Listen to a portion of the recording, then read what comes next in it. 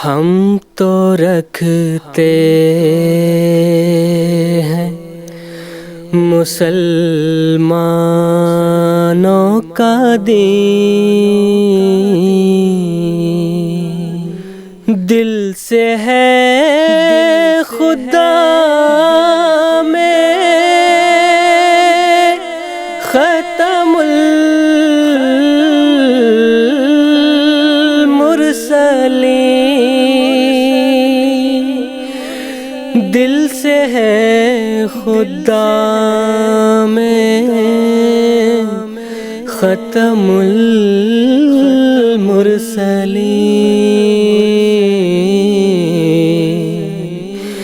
ख़त्मुल मुरसलीन।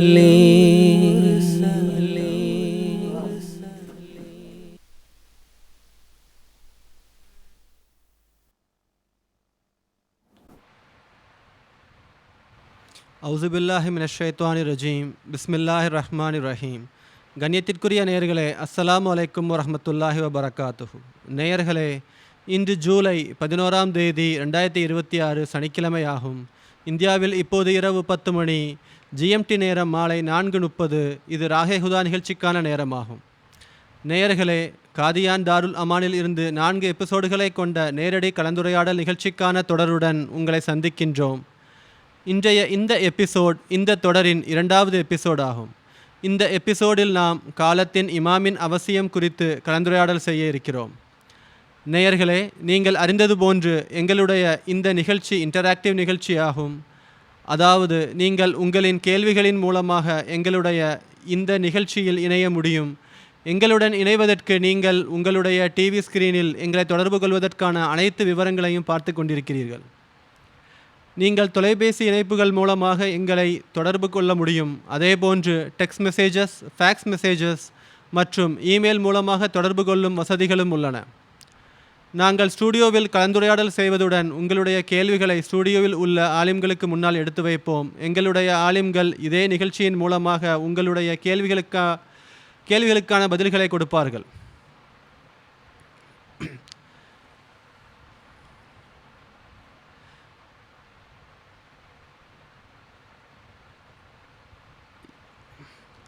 இந்த ஸ்டூடியோவுக்கு வருகை தேர்ந்துள்ள கண்ணியத்திற்குரிய ஆலிம்களை நான் அறிமுகம் செய்து வைக்கிறேன். மதிப்பிற்குரிய ஹமீத் கௌசர் சாஹிப் அவர்கள், மதிப்பிற்குரிய ஷேக் முஜாஹித் சாசிர் சாஹிப் அவர்கள்,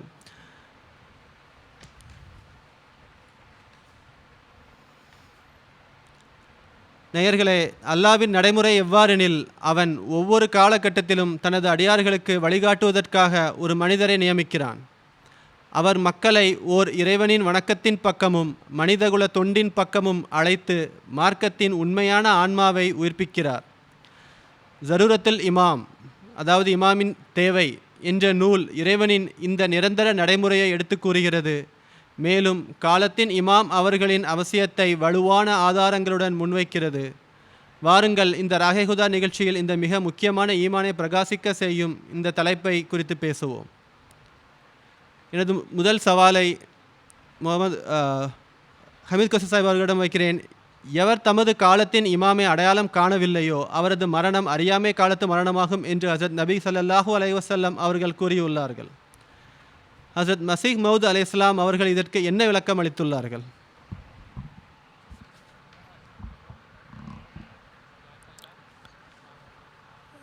ஜஸாக்கல்லா. பிஸ்மில்லாஹிர் ரஹ்மானிர் ரஹீம். இதை கொஞ்சம் விளக்குவது அவசியமாகும். அல்லாஹ் ஹஸரத் இப்ராஹிம் அலைஹிஸ்ஸலாம் அவர்களை பார்த்து கூறும்போது, இன்னி ஜாயிலுக இமாமா லின்னாசி இமாமா என்று கூறியிருக்கின்றான். நான் உம்மை மக்களுக்கு இமாமாக ஆக்கியிருக்கிறேன் என்று ஹஸரத் இப்ராஹிம் அலைஹிஸ்ஸலாம் அவர்களுக்கு அல்லாஹ் கூறியதாகும். இன்னஹு கான சித்தீகன் நபியா என்று இன்னொரு இடத்தில் கூறுகின்றான். இதன் மூலம் தெரிவது என்னவென்றால், நான் உருவாக்குகிறேன், இமாமை அல்லாவே உருவாக்குகின்றான். ஒரு பள்ளிவாசலுடைய இமாம், ஒரு பகுதியினுடைய இமாம் என்பது போல இந்த ஹதீஸில் இமாம் என்று கூறப்பட்டிருப்பது கிடையாது.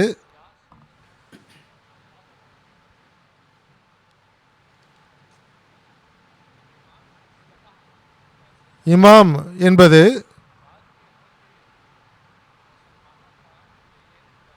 முஸ்லிம்களின் ஒரு பிரிவு ஷியா என்று அழைக்கப்படுகிறார்கள்.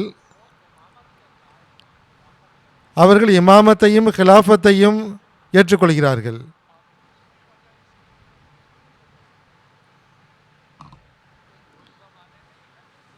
அந்த காலத்திலோ அல்லது இந்த காலத்திலும் சரி, சிலர் உண்மையான கனவை பார்க்கிறார்கள். ஒருவர் நான் எவரையும் இமாமாக ஏற்றுக்கொள்ள மாட்டேன், யாருக்கும் பைய செய்ய மாட்டேன், நானே பீராக இருக்கின்றேன், இமாமாக இருக்கிறேன் என்று கூறுகிறார். இது தவறான விஷயமாகும். இஸ்லாம் இதை ஏற்றுக்கொள்வதில்லை. இஸ்லாம் கூறுவது என்னவென்றால், பெருமானா ஸல்லல்லாஹு அலைஹி வஸல்லம் இதை விரும்பவில்லை. நீங்கள் ஹதீஸை பற்றி கேள்விப்பட்டிருப்பீர்கள். எவர் தமது காலத்தை இமாமை அடையாளம் கண்டு கொள்ளவில்லையோ அவர் அறியாமை மரணத்தை அடைந்தார் என்று பெருமானா ஸல்லல்லாஹு அலைஹி வஸல்லம் கூறினார்கள். ஹஸரத் ஹுஸைஃபா பின் யமாமா பெருமானா ஸல்லல்லாஹு அலைஹி வஸல்லம் நெருங்கிய தோழராக இருந்தார். அவர் எப்பொழுதும் நம் மீது ஏதாவது குழப்பத்தின் காலம் வந்தால், இருண்ட காலகட்டம் வந்தால் நாம் என்ன செய்ய வேண்டும் என்று கேள்வி கேட்டு வந்தார். பெருமானா ஸல்லல்லாஹு அலைஹி வஸல்லம் அவர்கள் ஹுஸைஃபா பின் யமாமா அவர்கள் மூலமாக எல்லா முஸ்லீம்களுக்கும் ஒரு துதி செய்தியை கொடுத்தார்கள். தல்சீமு ஜமாஅத்தில் முஸ்லிமீன் அவ இமாமக்கும், ஹுஸைஃபாவே, முஸ்லிம்களே, இமாமை உறுதியாக பிடித்து கொள்ளுங்கள், அவருடைய ஜமாத்துடன் சேர்ந்து கொள்ள வேண்டும். இமாம் என்ற சொல்லை ஹுசூர் அவர்கள் இதை மீண்டும் மீண்டும் கூறியிருக்கிறார்கள். ஹஸரத் ஹுஸைஃபா பின் யமான் அவர்கள் கேள்வி கேட்டார்கள், இமாம் இல்லை என்றால், ஜமாத் இல்லை என்றால் என்ன செய்வது என்று கேட்டபோது காட்டுக்கு சென்று விட வேண்டும் என்று கூறினார்கள். இன்னொரு ஹதீஸ் சஹீஹ் முஸ்லிமில் வந்துள்ளது.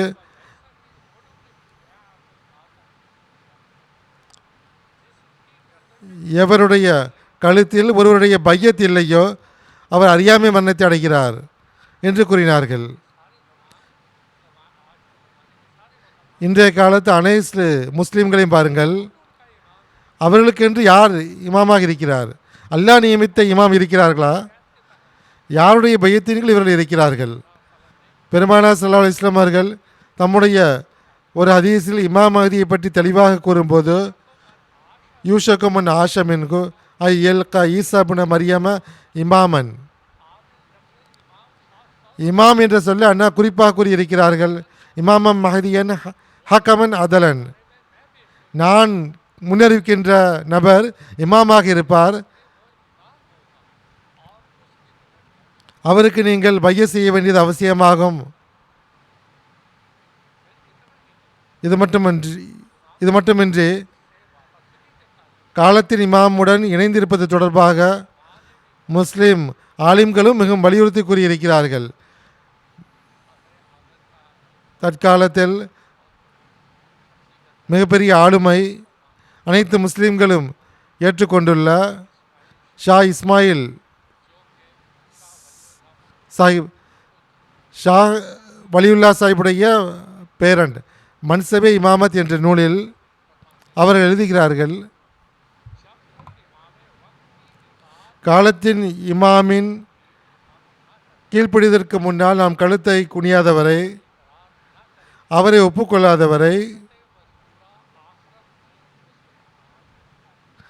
நம்மளது இபாதத்து மறுமையில் எந்த வேலைக்கும் உதவாது.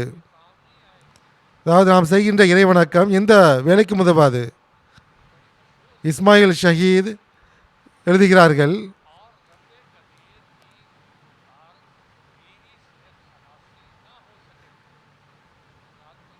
இறைவனுடைய ரட்சிப்பும் கிடைக்காது காலத்தில் இமாமை அடையாளம் கண்டுகொள்ளாதவரை.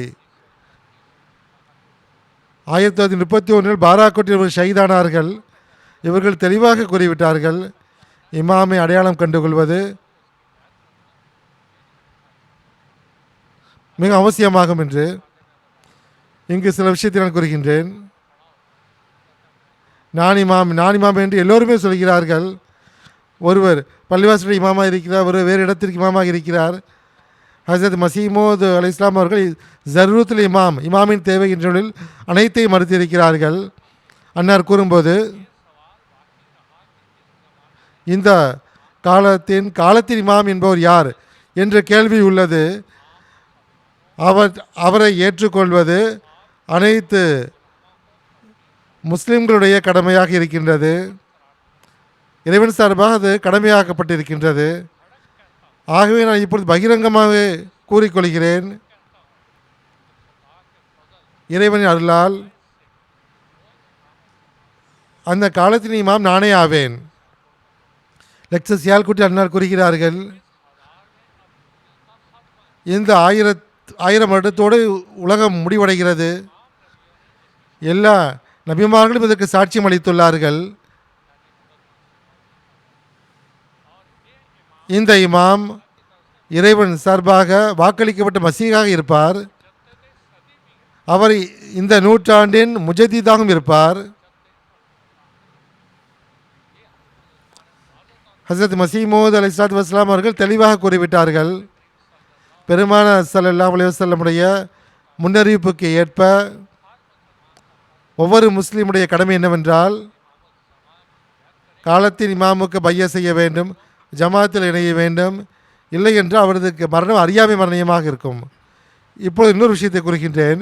ஹஜ்ரத் மசீமோத் அலைஹிஸ்ஸலாம் அவர்கள் 20 ரஜப்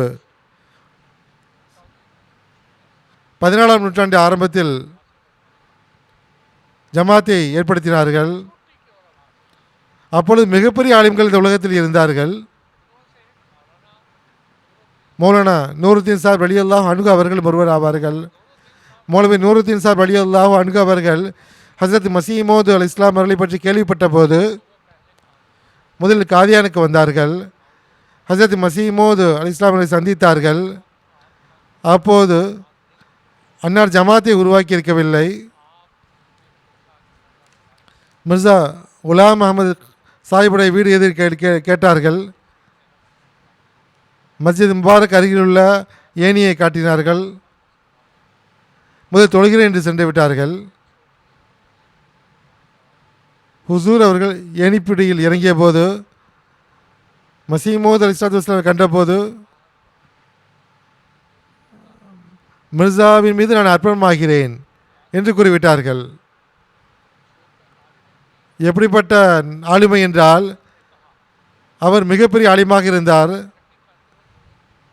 ஒருவர் நல்லவராக இருக்கிறார் என்றால், சூஃபி என்றால் அவர் நூருதீன் தான் என்று கூறப்பட்டிருக்கின்றது. அவர் ஹசரத் மசீமோத் அலைஹிஸ்ஸலாத்து வஸ்ஸலாம் கண்டபோது எல்லாவற்றையும் விட்டு காதியானுக்கு வந்து விட்டார்கள். பல ஆலிம்கள் இருக்கிறார்கள். சையீத் அப்துல் லத்தீப் சாப் ஷஹீத் ரலியல்லாஹு அன்ஹு காதியானுக்கு வந்தார்கள் 1902ஆம் ஆண்டு. அவர் அகமதியத்தை ஏற்றுக்கொள்ள என்ன காரணம் என்றால், ஆயினா கமலாத்தி இஸ்லாம் என்ற நூலை ஒரு அகமதியிடம் வந்து வாங்கி படித்தார்கள். அவர் மிகப்பெரிய சூஃபி ஆலிமாக இருந்தார். ஆயிரக்கணக்கான சீடர்கள் இருந்தார்கள். அரசருக்கு முடிசூட்டும் விழா நடத்தக்கூடியவராக இருந்தார். அவர் கேள்விப்பட்ட போது அவர் ஹஜ் செய்வதற்காக புறப்பட்டிருந்தார். அதை அடுத்த வருடம் தள்ளி வைத்தார். காதியானுக்கு வந்துவிட்டார். அன்னாரது காலடியில் விழுந்து விட்டார். ஹுசூர் காலடியிலிருந்து அவரை தூக்கினார்கள், ஆறுதல் படுத்தினார்கள். மிகப்பெரிய இவ்வளோ பெரிய சூஃபி, இவ்வளோ பெரிய ஆளுமை, இவ்வளோ பெரிய சான்றோர். ஆனால் ஹசரத் மசீமோத் அலைஹிஸ்ஸலாம் அவர்கள் கண்டபோது இதைத்தான் முழுமையான ஞானமாகும், கண்டவுடனே அடையாளம் கண்டுகொள்ளதாகும். அந்த நபருக்காக, இறைவன் புறமிருந்து வந்த நபருக்காக தன்னை அர்ப்பணித்துக் கொள்வதாகும். எவ்வளோ பெரிய விஷயமாம் பாருங்கள். இதுதான் ஹசரத் பெருமானார் ஸல்லல்லாஹு அலைஹி வஸல்லமுடைய ஹதீஸை ஏற்றுக்கொள்வதாகும்.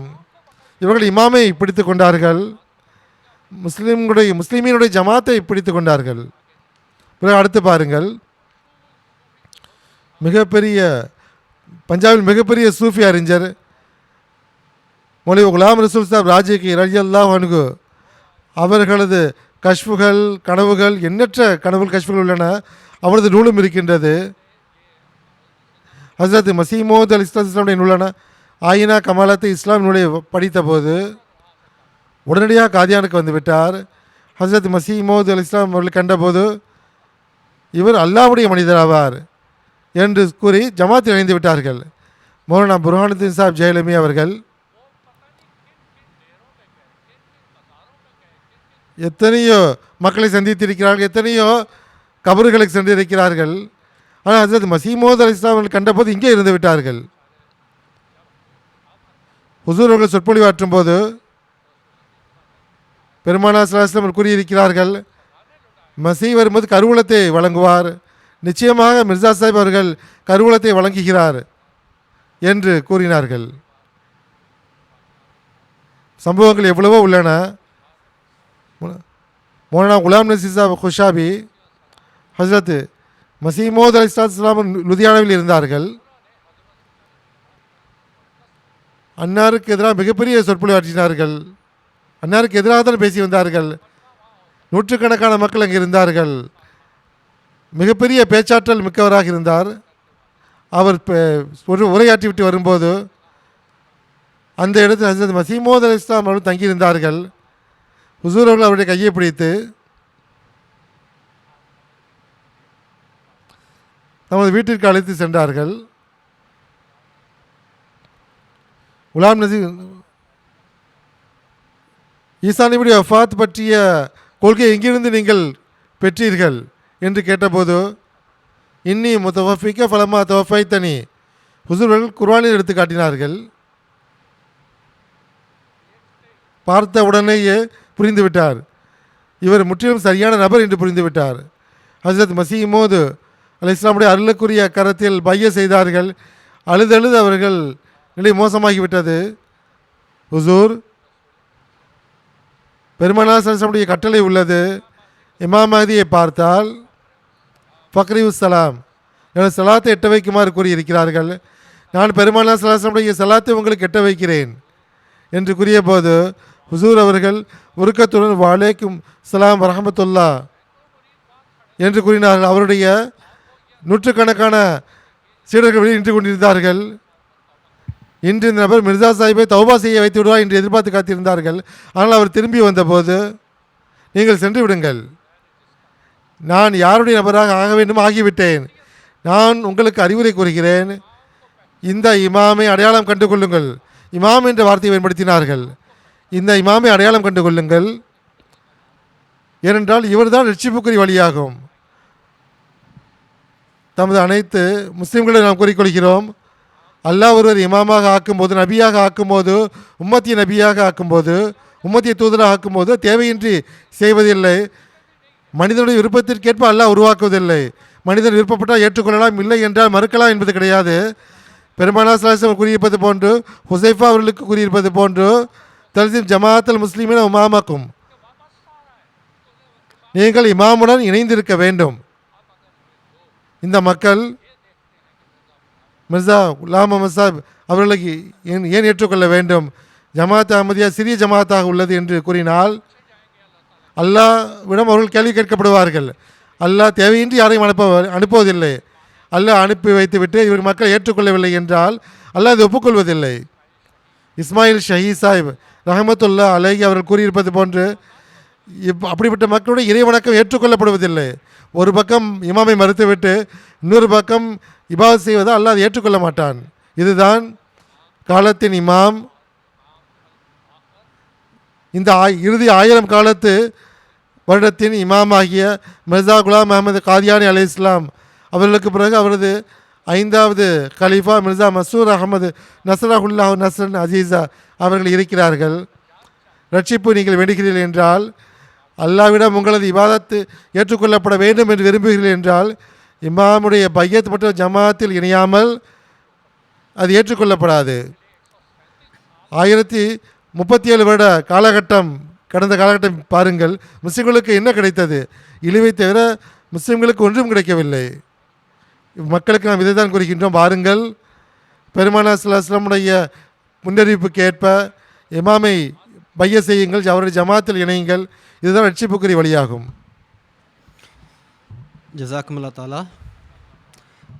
இரண்டாவது கேள்வியை ஷேக் முஜாஹித் சாஹிப் அவரிடம் கேட்கிறேன். ஹஸரத் நபி ஸல்லல்லாஹு அலைஹி வஸல்லம் அவர்களின் தோற்றத்தின் போது ஆயிரக்கணக்கான துறவிகளும் ஆன்மீக காட்சி காண்போரும் இருந்தனர். ஆனால் அவர்கள் ஹஸரத் முஹம்மது முஸ்தபா ஸல்லல்லாஹு அலைஹி வஸல்லம் அவர்களை ஏற்றுக்கொள்ளாத போது இறை கோபத்தின் இடி மின்னல் அவர்களை அழித்துவிட்டது என்று ஹஸரத் மசீஹ் மவ்ஊத் அலைஹிஸ்ஸலாம் அவர்கள் கூறுகிறார்கள். இதனை விவரிக்குமாறு கேட்டுக்கொள்கிறேன். ஜிசாக்கல்லா. திருக்குர்ஆனை நாம் பார்க்கும்போது அல்லாஹ் இருவகையான அமைப்புகளை பற்றி கூறுகின்றான். ஒன்று ஆன்மீக அமைப்பு, இன்னொன்று பௌதிக அமைப்பு. ஆன்மீக அமைப்பும் பௌதிக அமைப்பும் ஒன்றோடு ஒன்று இணைந்துள்ளது. ஆன்மீக அமைப்பை புரிய வைப்பதற்கு பௌதிக அமைப்பினுடைய ஓமைகள் அல்லாஹ் கூறுகின்றான். இதனுடைய நுட்பம் என்னவென்றால், அகப்பார்வையற்ற பௌதிகவாதிகள் பௌதிக உதாரணத்தை புரிந்து கொண்டு ஆன்மீக அமைப்பை பற்றி அவர்களது கவனத்தை திருப்புவதாகும். நபிமார்கள் தோன்றும்போது அதற்கு எதிராக வரக்கூடியவர்கள் அழிந்து போய்விடுகிறார்கள், அவருக்கு எதிராக வரக்கூடியவர்கள். இந்த விஷயத்தை புரிந்து கொள்வதற்கு பௌதிக உதாரணத்தை அதனால் எடுத்து வைத்தார்கள். தினமும் சூரியன் உதிக்கிறது. சூரியன் உதித்த பிறகு வாழ்வின் உஷ்ணம் தோன்றிவிடுகின்றது. உலகத்தில் உள்ள ஒவ்வொரு பொருளும் தமது ஆற்றலுக்கேற்ப சூரிய ஒளியிலிருந்து பயன்பெறுகிறது, வெப்பத்திலிருந்து பயனடைகிறது. ஒரு பௌதிக சூரியனிலிருந்து உலக பொருட்கள் பயனடைகின்றதோ அதே போன்று ஆன்மீக சூரியனிலிருந்து ஆன்மீக அமைப்பும் உள்ளது. அந்த ஆன்மீக சூரியன் உதிக்கும் போது அதனுடைய ஒளி, அதனுடைய அருள்கள் உலகத்தில் பரவுகின்றது. அது பரவும்போது ஒவ்வொரு மனிதனும் தமது இயல்புக்கேற்ப அந்த ஒளியிலிருந்து, அந்த அருளிலிருந்து, பரக்கத்திலிருந்து பயன்பெறுகின்றான்.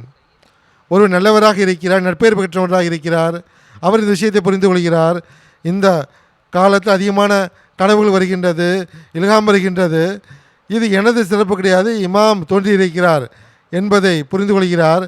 எவர் தமது கனவுகளை நான் மிக பெரியவன் என்று ஆன்மீகத்தில் பெரிய இடத்தில் சென்று விட்டேன் என்று நினைக்கிறாரோ அவர் தடுமாற்றம் அடைகிறார்.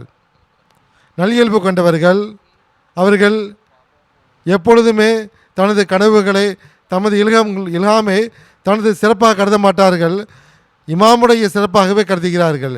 இஸ்லாமிய வரலாற்று இதற்கு உதாரணத்தை காண முடிகின்றது. ஹஸரத் உமர் ரலியல்லாஹு அன்ஹு அவர்களுக்கு பல முறை எப்படிப்பட்ட சிந்தனைகள் தோன்றியிருக்கின்ற அதற்கேற்ப வசனங்கள் இறக்கியிருக்கின்றன. உம்முல் முஃமினீன் தொடர்பாக, அதாவது பர்தா அணிய வேண்டும் என்று விரும்பினார்கள், அதற்கேற்ப வசனம் இறங்கியது. ஆனால் இதில் தனது மேன்மையை ஒருபோதும் அவர்கள் இருப்பதாக கருதவில்லை. அண்ணா பெருமானா சாஸ்திரமுடைய ஒரு எழுத்தாளர், வகி எழுதக்கூடியவர், அவர் ஒரு முறை பெருமானா சாஸ்திரம் அவர் வகி எழுதி கொண்டிருக்கும் போது ஒரு கருத்தை சார்பாக கூறிய போது, அதுவும் வகிதான், அதையும் எழுதி கொள்ளுங்கள் என்று கூறிய போது, இது என்னுடைய சொல்லாயிற்று என்று அவர் தடுமாறிவிட்டார்.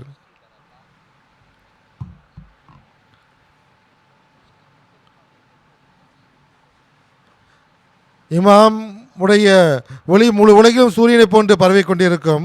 அவருக்கேற்பாக இருக்கக்கூடியவர் தமது சிறப்பை அவர் எண்ணும்போது அவர் அழித்து விடுகின்றார். நபிமார்களுடைய வாழ்க்கையை பாருங்கள். ஹஸரத் மிர்சா குலாம் முஹம்மது காதியானி மசீஹ் மௌஊத் அலைஹிஸ்ஸலாம் அவர்கள் ஜரூரத்துல் இமாம் என்ற நூலில் கூறியிருக்கிறார்கள். நபிமார்களுடைய வாழ்க்கையை பார்க்கும்போது ஹஸரத் மூசா அலைஹிஸ்ஸலாமுடைய காலத்திலும் பல்லம் பாவூர் என்ற ஒரு நபர் இருந்தார். அவர் உண்மையான கனவுகளை கண்டு வந்தார். அவர் கனவுகள் பூர்த்தியாகி வந்தன. ஆனால் அது மூசா அலைஹிஸ்ஸலாமுக்கு எதிராக நின்றபோது அவர் அழிந்து போய்விட்டார். ஏனென்றால் இறைவனுடைய உண்மையான நபிக்கு எதிராக நின்றார். அப்பொழுது அவருக்கு எந்த ஒரு தகுதியும் இருக்கவில்லை. திருக்குறளில் இதை பற்றி கூறியிருக்கின்றான். வலோ ஷைனா ரஃபானாஹு வலாக்கின்னஹு அருது. நாம் விரும்பினால் அவரை நாம் உயர்த்தியிருப்போம். அஹ்லது இலல் அருது, அவர் பூமியின் பக்கம் சாய்ந்து விட்டார். ஒத்தப ஹவாஹு, அவர் தனது நஃப்ஸை பின்பற்றினார். பிறகு அவரது உதாரணம் நாயை போன்றதாகும். இன்னொரு அல்லாஹ் கூறுகின்றான், அவரது சில துவாக்களும் ஏற்றுக்கொள்ளப்பட்டிருக்கலாம். ஹசரத் மசீமோது அல் இஸ்லாம் அவர்கள் குறிப்பாக இந்த நூலில் காலத்தில் இமாம் தோன்றும் போது ஹுசூருடைய சொற்களை நான் கூறுகின்றேன். ஹசரத் மசீமோது அல் இஸ்லாம் கூறுகிறார்கள், ஹதீஸ் மற்றும் குர்ஆனிலிருந்து நிரூபணமாவது என்னவென்றால், இமாம் தோன்றும் போது ஒருவருக்கு உண்மையான கனவு இல்ஹாமோ இறங்கியிருந்தால் அது காலத்தின் இமாமுடைய ஒளியினுடைய வெளிப்பாடாகும். உண்மை என்னவென்றால், உலகில் ஒரு இமாம் தோன்றும் போது ஆயிரக்கணக்கான ஒளிகள் அவருடன் வருகின்றது.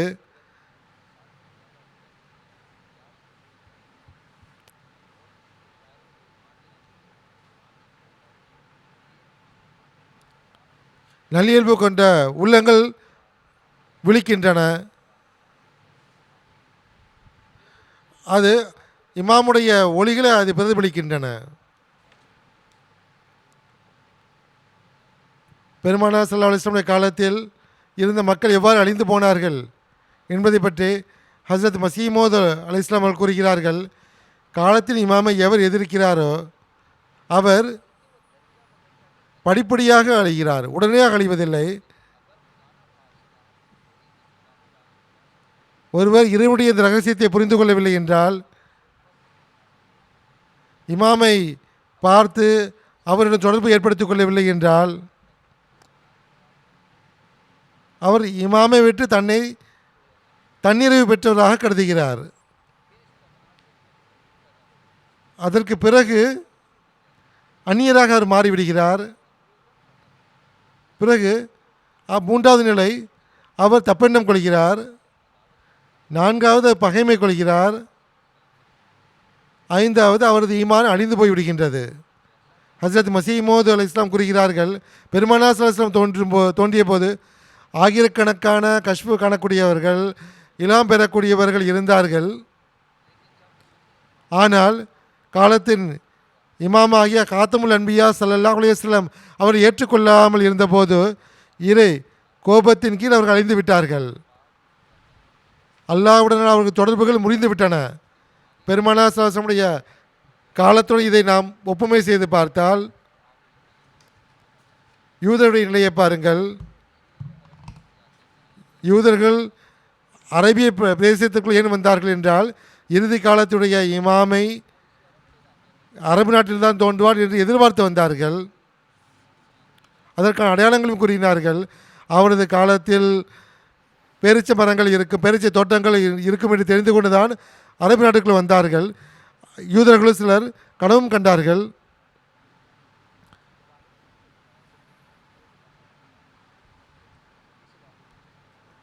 சல்மான் ஃபார்சி அவர்களை பற்றி வரும்போது,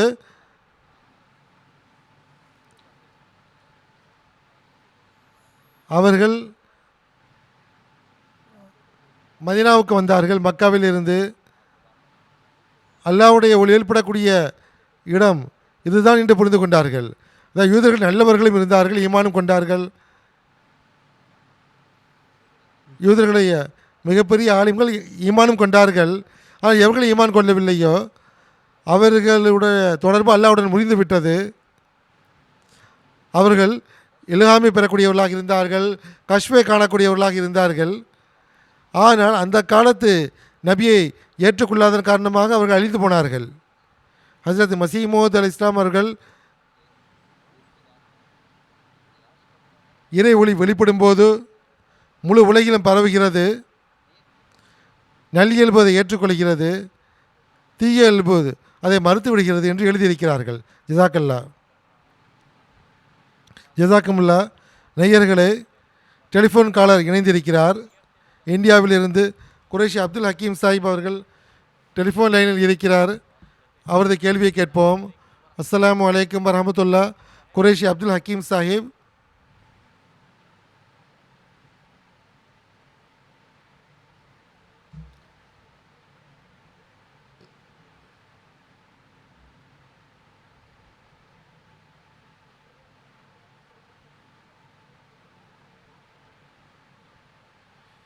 மசீமோத் அலைஹிஸ்ஸலாத்து வஸ்ஸலாம் அவர்கள் இந்த நூலில் இந்த காலத்துடைய இமாமாக இருக்கிறேன் என்று கூறியிருக்கிறார்கள். சூரா ஜுமாவின் அடிப்படையில் இதை விளக்கவும்.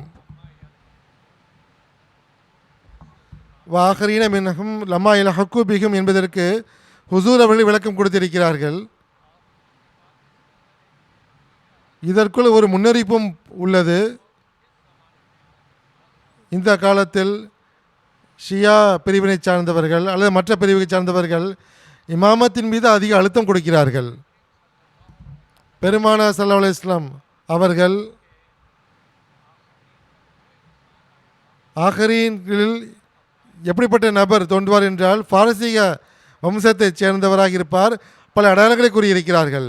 மசீமோது அலைஹிஸ்ஸலாம் அவர்கள் முஹம்மது ஸல்லல்லாஹு அலைஹி வஸல்லமுடைய அவர்களை பின்பற்றி இரண்டாவது தோற்றமாக இறுதி காலத்து நபியாக இருக்கிறார்கள். இதை பற்றி அன்னார் குறிப்பிட்டிருக்கிறார்கள். ஆகரீன் என்பவருடைய விளக்கம்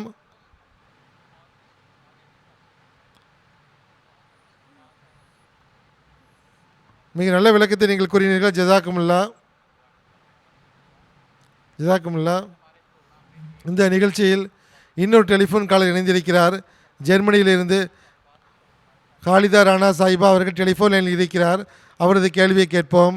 அஸ்ஸலாமு அலைக்கும் வரஹமத்துல்லா. காலிதா ராணா சாஹிபா. வலைக்கும் அஸ்ஸலாம் வரஹமத்துல்லா. அனைவருக்கும் எனது சலாத்தை தெரிவித்துக் கொள்கிறேன். எனது குரல் வருகிறதா? உங்களுக்கு குரல் வருகிறது, கூறுங்கள்.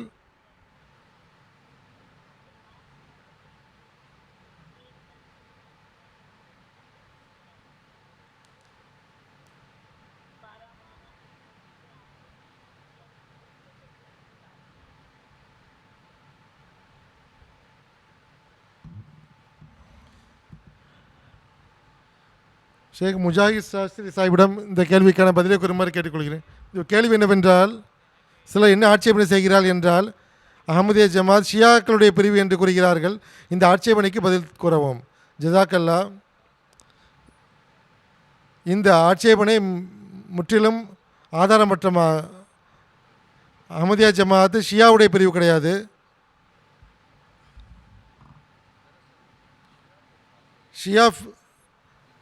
ஷியாக்களுடைய கொள்கை என்னவென்றால் 5 விஷயங்கள் உள்ளது. தௌஹீத், நுபுவத், முஆத், அதல் மற்றும் இமாமத்து. இமாமத்து அதிகமாக அழுத்தம் கொடுக்கப்படுகின்றது. முதல் இமாம் ஹஸ்ரத் அலி ஆவார்கள். அவர்களது சந்ததியிலிருந்து 12 இமாம்கள் தோன்றினார்கள். ஷியாவை பொறுத்தவரை அல்லாஹ் மக்களுக்கு வழிகாட்டுவதற்காக நபிமார்களை அனுப்புவது போன்று இமாம்களை அனுப்புவதாக நம்புகிறார்கள். அவர்களது இந்த கொள்கையை சூரா அல் பக்ராவுடைய 125 வசனத்தின் அடிப்படையில் கூறுகிறார்கள். இப்ராஹிம் அலைஹிஸ்ஸலாம் அவர்கள் அல்லாஹ் சோதித்த போது கால இன்னி ஜாயிலுக்குல் இன்னாசி இமாமா, எல்லா மக்களுக்கும் இமாமா ஆக்குகிறேன் என்று அல்லாஹ் கூறியிருக்கின்றான். சூரா அன்பியாவுடைய 72-71 வசனங்களில் அல்லாஹ் கூறும்போது, லூத் அலைஹிஸ்ஸலாம் அவர்களை பற்றி கூறும்போது, வஜ அல்லாஹும் ஐமத்தன், நாம் இமாமை உருவாக்கினோம் என்று கூறுகின்றான். ஷியாக்களுடைய கொள்கை வேறு. அஹமதியா ஜமாத் என்பது பெருமானார் ஸல்லல்லாஹு அலைஹி வஸல்லம் பிறகு ஏற்பட்ட ஹிலாஃபத் ராஷிதா உண்மையானது. ஹஸ்ரத் அபூபக்கர், ஹஸ்ரத் உமர், ஹஸ்ரத் உஸ்மான், ஹஸ்ரத் அலி ரலியல்லாஹு அன்ஹும் ஆகியோர் கலீஃபாக்கள் ஆவார்கள். ஷியாக்களுடைய இமாம்கள் உண்மையானவர்கள் என்பது எது சந்தேகம் கிடையாது. ஆனால் கலீஃபாக்களுடைய அந்தஸ்து உயர்ந்ததாகும், சாபியுடைய அந்தஸ்து உயர்ந்ததாகும். ஏனென்றால் பெருமானார் ஸல்லல்லாஹு அலைஹி வஸல்லம் அவர்களுடன் உடன் இருந்திருக்கிறார்கள். அஹமதியா ஜமாத்தை பற்றி இது ஷியாவுடைய ஒரு பிரிவு என்று நினைப்பது சரியானதல்ல.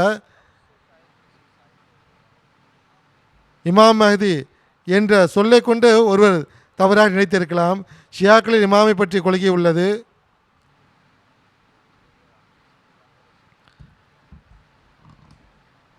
இமாமாக்கும் மின்கும் இன் ஹதீஸ் வந்திருக்கின்றது. எழுத்தை கொண்டு இமாம் என்ற சொல்லை கொண்டு யாராவது தவறாக நினைத்திருக்கலாம். இந்த காலத்தினுடைய வாக்களிக்கப்பட்ட இமாம் அஹ்மதியா ஜமாத்து இந்த காலத்தில் பெருமானார் ஸல்லல்லாஹு அலைஹி வஸல்லம் அவர்களை உண்மையாக பின்பற்றி திருக்குர்ஆனை உண்மையாக பின்பற்றுகிறது. ஷியாக்களுடன் எங்களுக்கு எந்த தொடர்பும் கிடையாது. ஜிசாக்கல்லா. ஜஸாக்முல்லா. அடுத்த கேள்வியை மௌலானா ஹமீத் கௌசர் சாஹிப் அவர்களிடம் கேட்கின்றேன். பௌதீக நாகரிகத்தின் ஒரு கட்டமைப்பு நிலை பெற வேண்டும், மேலும் ஒருவருக்கொருவர் உறவுகளையும் தொடர்புகளையும் ஏற்படுத்தி கொண்டு அனுதாபிகளாகவும் உதவியாளர்களாகவும் மாற வேண்டும் என்ற நோக்கத்திற்காகவே அல்லாஹ் கோத்திரங்களையும் சமூகங்களையும் உருவாக்கினான்.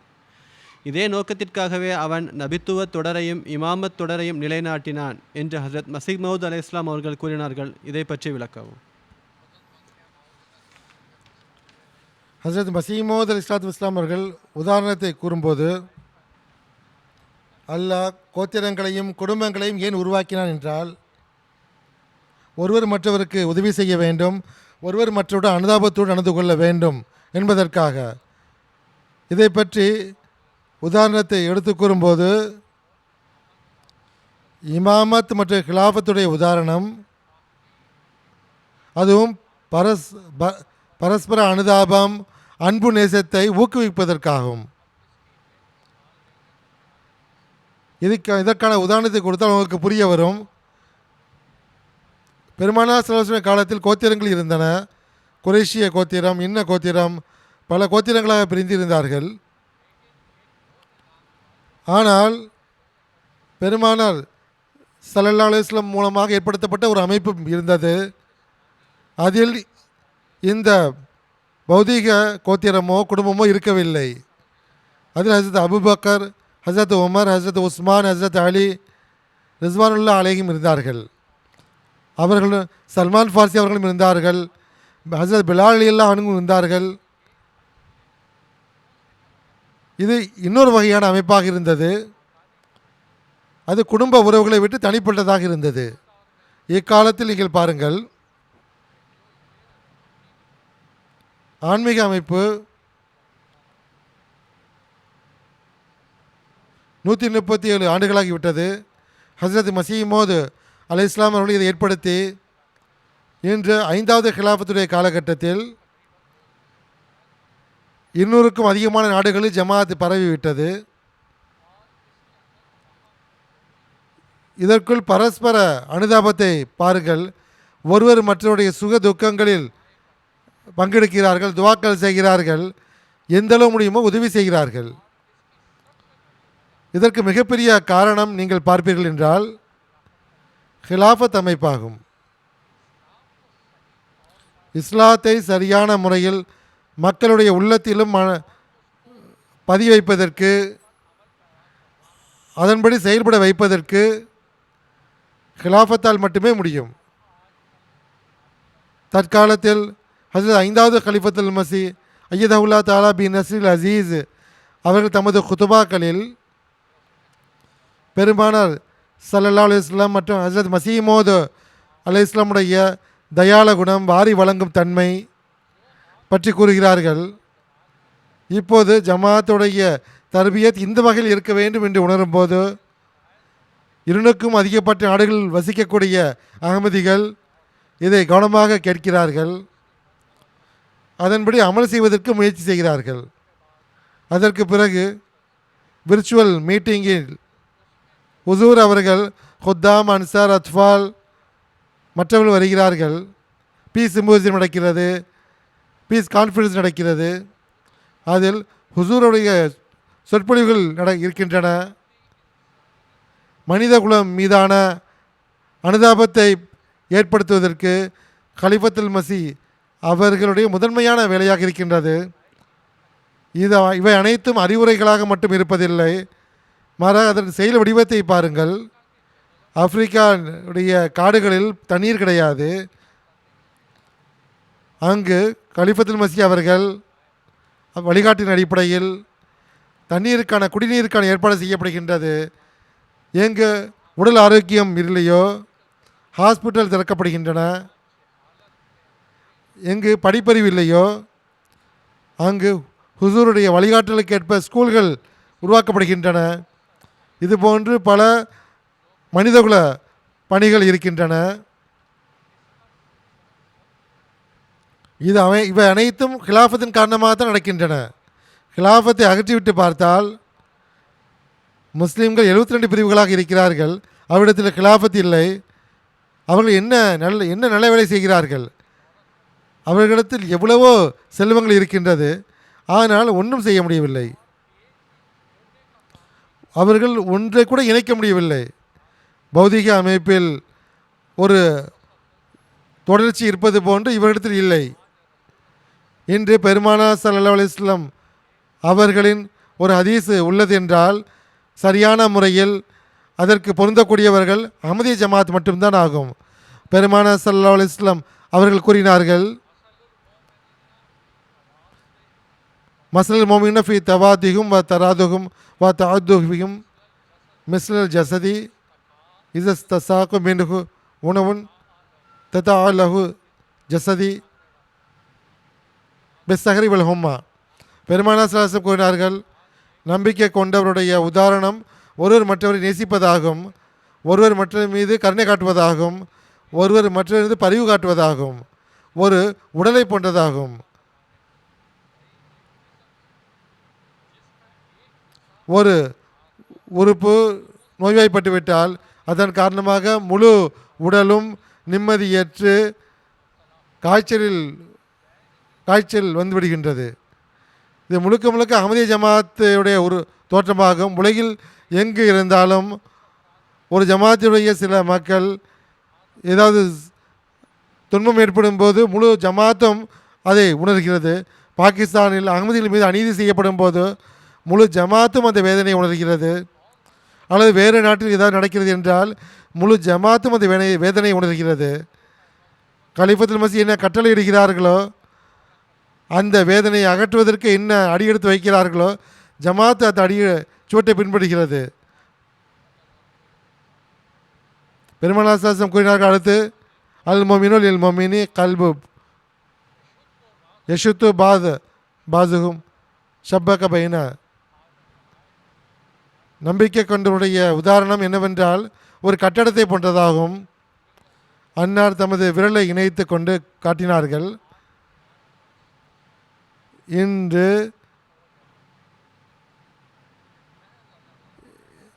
ஜமாத்துக்கு தான் இது பொருந்துகிறது. ஹஸரத் மஸீஹ் மவ்ஊத் அலைஹிஸ்ஸலாம் கூறுவதை போன்றுவது பௌதிக அமைப்பிற்கு ஏற்ப ஆன்மீக அமைப்பு உள்ளது என்றால் நுபுவத் ஹிலாஃபத் மூலமாகத்தான் இருக்கின்றது, இமாமத் மூலமாகத்தான் நடைபெறுகிறது. அது அல்லாமல் எந்த வழிமுறையின் மூலமாகவும் நடைபெற முடியாது. எவ்வளோதான் முஸ்லீம்களுடைய பிரிவுகள் துறைகள் இருந்தாலும் அவை அனைத்துமே சுய நோக்கங்களை அடிப்படையாக கொண்டு தான் இருக்கின்றது, முழுமை பெறவில்லை. ஆகவே இஸ்லாத்தின் உண்மையான போதனையை பார்க்க வேண்டுமென்றால், அதன்படி செயல்பட வேண்டுமென்றால் அஹ்மதியா ஜமாத்தில் மட்டும்தான் காண முடியும். அஹ்மதியா ஜமாத்துடைய இது தனிச்சிறப்பு எந்த வகையில் என்றால், ஹிலாஃபத் அமைப்பு இருக்கின்றது.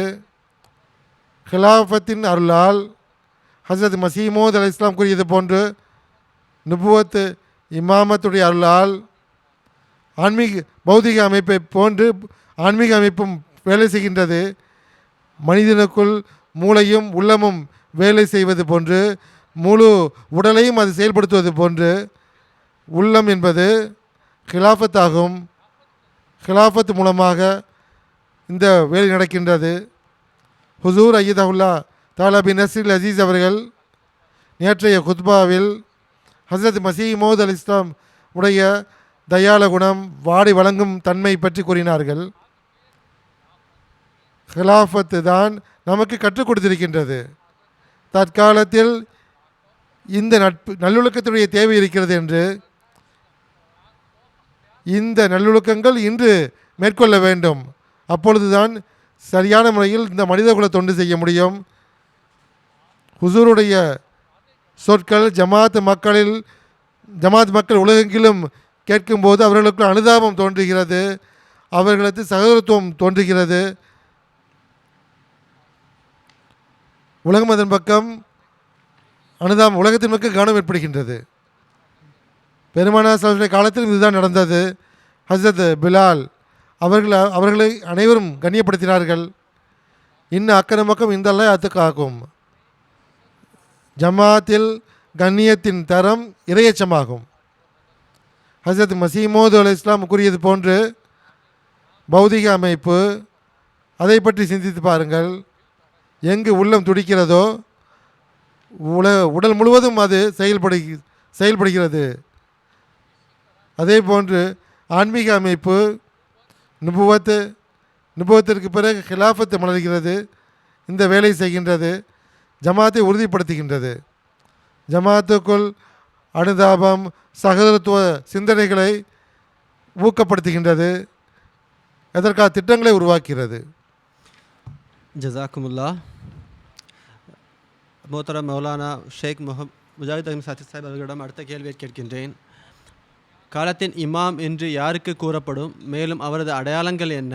அதன் மூலம் ஒரு சாதாரண மனிதன் அவரை எவ்வாறு அடையாளம் காண முடியும்? ஜஸாக்குமுல்லா. காலத்தின் இமாம் என்று யாரை கூறுவோம்? இது அரபி மொழியுடைய சொல்லாகும். இமாமு ஜமான் என்பது அதில் நாம் மொழியாக்கம் செய்வோம் என்றால் காலத்தின் இமாம் என்று கூறுவோம். அரபில் இது என்னென்ன பொருளை கொண்டுள்ளது என்று பார்க்க வேண்டும். அரபி மொழியுடைய தனித்துவம் என்னவென்றால் ஒவ்வொரு சொல்லிலும் அதற்கான காரணத்தை குறிக்கின்றது. நமது மொழியில் உருது மொழியில் தில் என்பது உள்ளத்திற்கு கூறுவோம். அந்த தில் என்ற சொல் ஏன் வந்துள்ளது என்று கேட்டால் பதில் கிடையாது. அரபி மொழியில் கல்பு என்று கூறுவார்கள் உள்ளத்திற்கு.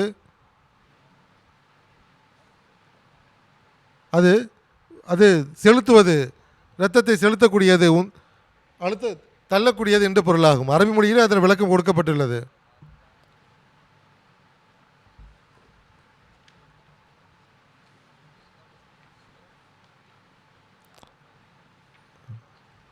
எவர் இமாம் என்றால், அதாவது மெஸ்திரியுடைய கையில் ஒரு நூல் இருக்கும், அது நேராகத்தான் இருக்கும். அதன் மூலம் அந்த சுவர் நேராக கட்டப்படுகின்றது. இமாம் என்பது மக்களுடைய உள்ளங்களை நேர்படுத்தக்கூடியவர் என்பது பொருளாகும். இரண்டாவது பொருள் என்னவென்றால், எந்த வழியில் சென்று மக்களுடைய உள்ளங்களை நேர்படுத்த முடியுமோ அவர் ஆவார். அதாவது நேர்வழியில் நடத்தக்கூடியவர், அல்லாஹ்வின் பக்கம் அழைத்து செல்லக்கூடியவர். மூன்றாவது பொருள் என்னவென்றால், இமாம் இறைவன் சார்பாக என்ன வழிகாட்டல் காட்டப்படுகின்றதோ அதை பின்பற்றக்கூடியவர், அவர் இமாம் என்று கூறுவார்கள். இமாம் என்ற சொல்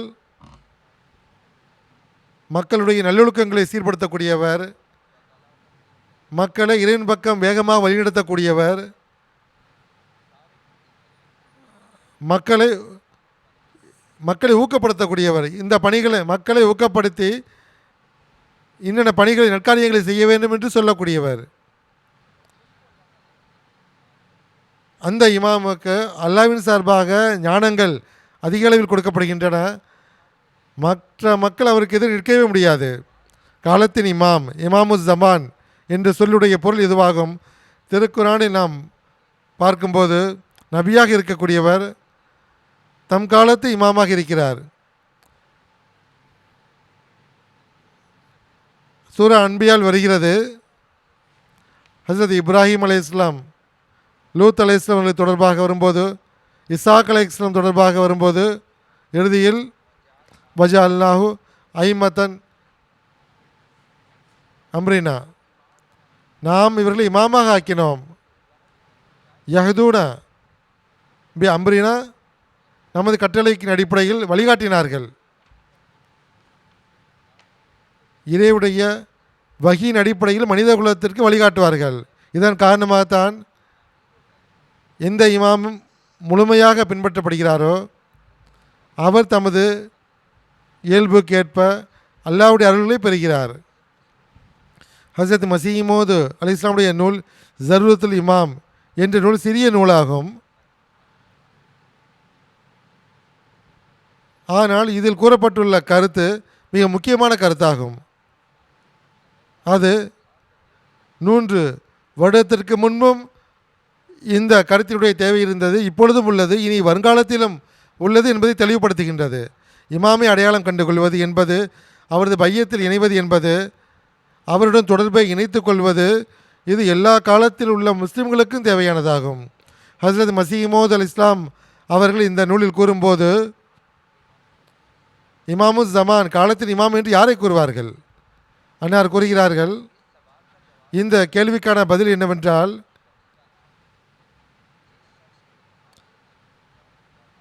எவருடைய ஆன்மீக பயிற்சிக்கான உத்தரவாதத்தை இறைவன் ஏற்றுக்கொள்கிறானோ,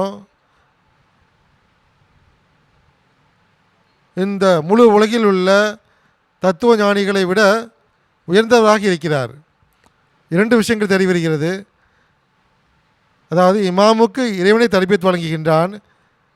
எந்த அளவு ஞானத்தையும் அறிவையும் அந்த இமாமுக்கு கொடுக்கிறான் என்றால் இறைவன், அந்த காலத்து எந்த அளவு தத்துவ ஞானிகள் இருப்பார்களோ, எத்தளவு விவாதிக்கக்கூடியவர்கள் இருப்பார்களோ, அவர்கள் மீது சான்றை முழுமைப்படுத்துகிறார். மாறாக ஒவ்வொரு பாயிண்டாக என்ன கூறுகிறார்கள், காலத்தின் இமாமுடைய அடையாளங்கள் என்ன? ஒரு மனிதர், எளிய மனிதர் கூட இதை புரிந்து கொள்ள முடியும். அன்னார் காலத்தின் இமாமுடைய அடையாளமாக கூறும்போது 6 அடையாளங்களை கூறியிருக்கிறார்கள். இந்த 6 அடையாளம் கண்டிப்பாக இருக்கும் கூறுகிறார்கள். முதல் அடையாளம் அவருடைய நல்லொழுக்கம். பொதுமக்கள் மீது அந்த தாக்கம் ஏற்படும். ஒருவர் அவர் ஏசினாலும் சரி, நல்லொழுக்கம் கொண்டவராக இருப்பார். இமாமத்துடைய ஆற்றல், நல்ல விஷயங்களை மக்களை எடுத்துக் கூறக்கூடியவராக இருப்பார். 3வது,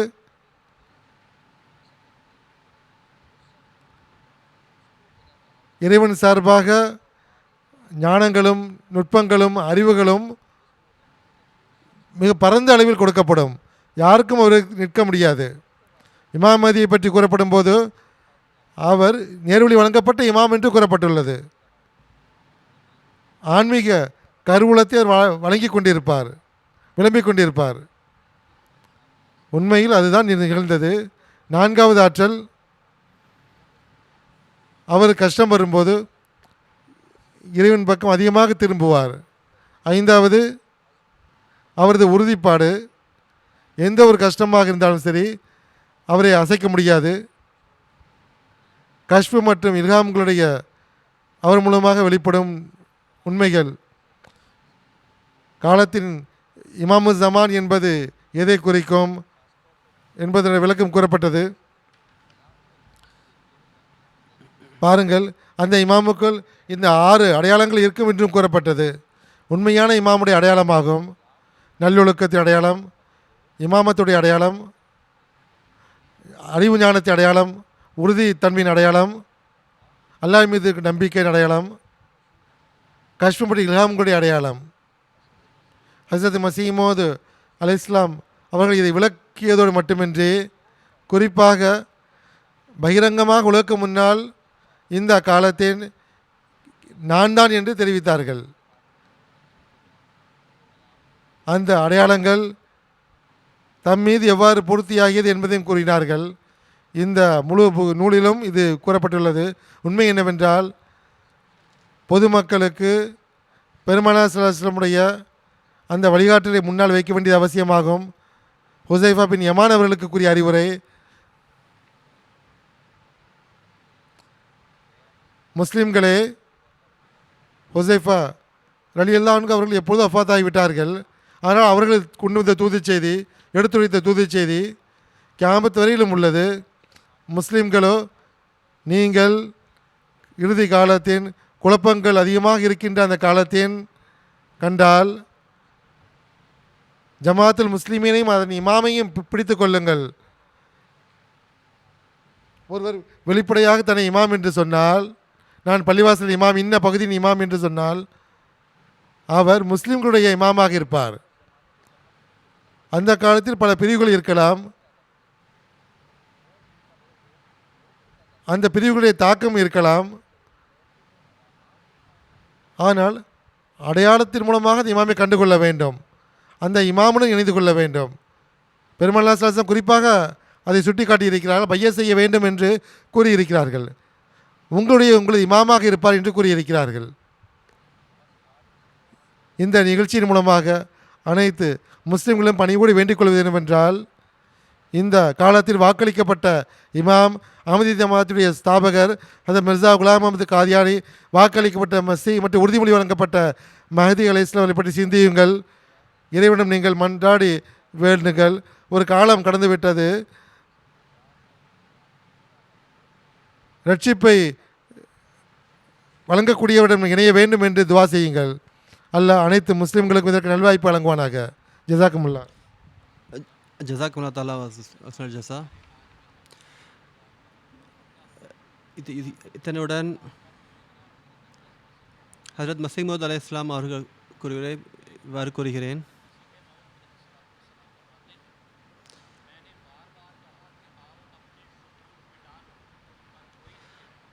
வாருங்கள், உங்களுடைய சந்தேகங்களை நிவர்த்தி செய்து கொள்ளுங்கள் என்று நான் பலமுறை கூறினேன். ஆனால் யாரும் வரவில்லை. தீர்வு காண்பதற்காக நான் ஒவ்வொருவரையும் அழைத்தேன். ஆனால் யாரும் இந்த திசையை நோக்கி திரும்பவில்லை. நீங்கள் இஸ்திகாரா செய்யுங்கள், மேலும் அழுதழுது அல்லாவிடம் வேண்டுங்கள், அவன் உங்களுக்கு உண்மையை வெளிப்படுத்துவான் என்று நான் கூறினேன். ஆனால் நீங்கள் எதையும் செய்யவில்லை, மேலும் பொய்ப்பிப்பதிலிருந்தும் நீங்கள் விலகி கொள்ளவில்லை. அல்லாஹ் என்னை பற்றி உண்மையைத்தான் கூறினான். உலகிற்கு ஓர் எச்சரிக்கையாளர் வந்தார், ஆனால் உலகம் அவரை ஏற்றுக்கொள்ளவில்லை. ஆனால் இறைவன் அவரை ஏற்றுக்கொள்வான், மேலும் மிக வலுவான தாக்குதல்களின் மூலம் அவரது உண்மையை வெளிப்படுத்துவான் என்று. ஒரு மனிதர் உண்மையில் உண்மையாளராக இருந்து அவர் வீணடிக்கப்படுவது சாத்தியமா?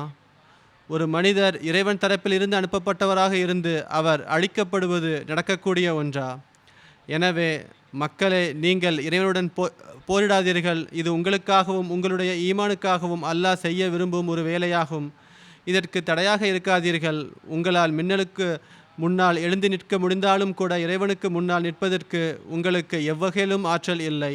நான் மேற்கொள்ளும் இந்த பணி மனிதனின் தரப்பிலிருந்து உண்டானதாக இருந்திருந்தால் உங்களுடைய தாக்குதல்களுக்கு எவ்வித அவசியமும் இருந்திருக்காது. இதனை இல்லாதொழிப்பதற்கும் அழிப்பதற்கும் இறைவனே போதுமானவனாக இருந்திருப்பான். அந்தோ பரிதாபம்! வானம் சாட்சியம் அளித்து கொண்டிருக்கிறது, ஆனால் நீங்கள் கேட்பதில்லை. பூமி தனது தேவையை விவரித்து கொண்டிருக்கிறது, ஆனால் நீங்கள் காண்பதில்லை. நட்பேரற்ற சமுதாயமே, எழுந்து பார். இஸ்லாம் காலடியில் மிதிக்கப்பட்டு குற்றவாளிகளைப் போல் அவமதிக்கப்பட்ட இந்த துன்பகரமான நேரத்தில் அது பொய்யில் ஒன்றாக கருதப்பட்டது. அது அசுத்தமானவர்களின் பட்டியலில் எழுதப்பட்டதில் இத்தகையதொரு சூழலில் இறைவனின் தன்மானம் பொங்கி எழுந்திருக்காதா? இப்போது புரிந்து கொள்ளுங்கள். வானம் கீழ் நோக்கி இறங்கி கொண்டிருக்கிறது. மேலும் அனல் மௌஜூத் என்ற குரல் ஒவ்வொரு காதுகளையும் சென்றடையும் அந்த நாட்கள் மிக நெருங்கிவிட்டன. இத்துடன் இந்த இன்றைய எபிசோடு முடிவடைகிறது. இன்ஷா அல்லாஹ் அடுத்த எபிசோடும் இதே தலைப்பில் தொடரும். अस्सलाम वालेकुम वरहमतुल्लाह। लोगों के यही नूर खुदा पाओगे, लो तुम्हें तौर तसल्ली का बताया हमने। आओ लोगों खुदा पाओगे, लो तुम्हें तौर तसल्ली का बताया